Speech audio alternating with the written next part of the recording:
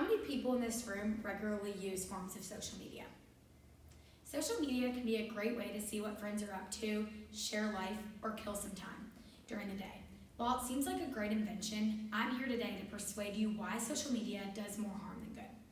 Social media is something that almost everyone has in their day-to-day lives, whether it be Instagram, Facebook, Snapchat, or all the above.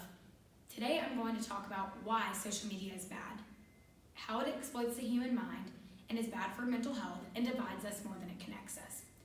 Everyone has their own opinions when it comes to social media, so I'd like to begin by explaining how it was created and the exploitation. In an interview with Facebook's first president, Sean Parker, he explained some of the thought process for when Facebook was created. He said it started out as, how do we consume much of your time and conscious attention as possible? It's a little dopamine hit every once in a while, and because someone liked or commented on your photo or post. It's a social validation feedback loop. It's exactly what we wanted to come up with because you're exploiting a vulnerability in human psychology. God only knows what it's doing to the minds of our children.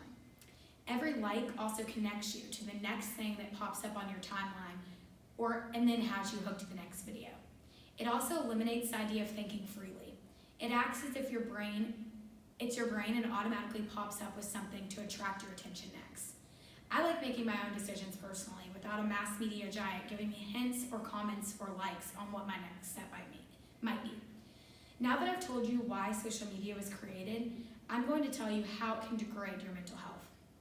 Of course, it can be bad for your mental health like anything, but according to Ethan Cross, in his article, Facebook Use Predicts Declines in Subjective Well-Being in Young Adults in the Public Library of Science, it was found Facebook leads to less moment-to-moment happiness and less life satisfaction.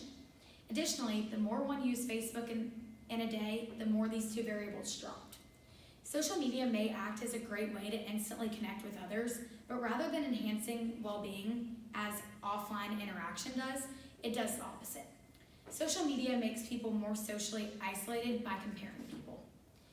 According to Maylee Sears in her article, Seeing Everyone's Highlights Reels, How Facebook Usage is Linked to Depressive Symptoms.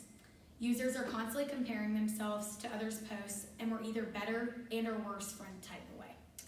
I could easily talk about the effect on anxiety, stress, social isolation, depression, etc., but I don't have all day. Now that you know a little bit about social media's main effects on mental health, I'd like to discuss why it is dividing us more than connecting us. Social media is a way to connect people you aren't able to see in person, but it also divides us on important topics rather than educating and protecting us. I'm just not sure what happened to the getting on the phone and talking to someone that you haven't talked to in a while rather than just posting everything that you do in your every move on the internet. Let's use politics as an example. According to Pew Research study, Americans are now more polarized in political views than ever before. This meaning some people are more radically Republican or liberal rather than having views of both parties like it used to be. This is related back to social media because people post things for a like-minded audience. They post knowing that others with same opinions are waiting for likes and shares. People can also manipulate videos, images, etc. to create false news for a like-minded audience, which are then shared to more people with the same opinions, and then people are starting to believe false news all around. These are shared by those with common interests, causing people to become increasingly separated because they're friends who believe the same things. It's important to research and form your own opinions, thoughts on topics rather than letting social media sway you with appealing facts that could be false. I challenge you to limit the amount of social media you use per day, whether that is setting controls on your phone on how long you can be on social media or even setting encouraging notes or reminders to let you know that you've been on your phone too long and that you should go interact with others around you. Or you could just delete the app as a whole. In the end, social media does a lot more than build people up. The fact that it was created to exploit the human mind, bad for our mental health, and divides more than it connects us shows that it's worse than good.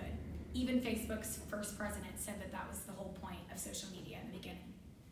Social media can be great to connect with friends, family, and relatives, but in general does more harm. I hope that those who raise their hand about having social media, if not all, have realized that the negative impacts it makes you think twice the next time you look at your phone. After listening to my speech, I persuade you all to talk to your friends, and relatives on becoming a healthier version of yourself by interacting physically and mentally with each other rather than virtually online.